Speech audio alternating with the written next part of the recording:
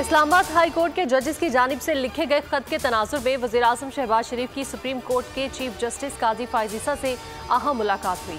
मुलाकात में जजेस के इल्जामात की तहकीकात के लिए सीनियर रिटायर्ड जज की सरबराही में कमीशन बनाने का फैसला किया गया।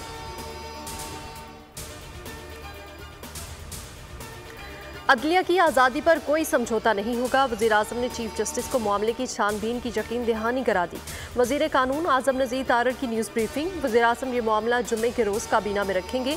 कमीशन के दायरे इख्तियार से मुतालिक TROs भी बनाए जाएंगे। खत की टाइमिंग पर भी तहफ़्फ़ुज़ात का इजहार। रिपोर्ट मुरतब करने के लिए गैर जानिबदार रिटायर्ड जज को जिम्मेदारी सौंपी जा सकती है। दुक्की के मेराज पुल एरिया में बारिश के बाइस कमरे की छत गिर गई। मलबे तले दबकर 5 मजदूर जा बहक। मजदूर रात को कानपुनी करने के बाद सुबह कान से निकलकर कमरे में सो रहे थे। मुकामी मजदूरों ने 2 घंटे बाद मलबे से निकाला। सब्सक्राइब करें और बेल दबाएं ताकि कोई खबर रह न जाए।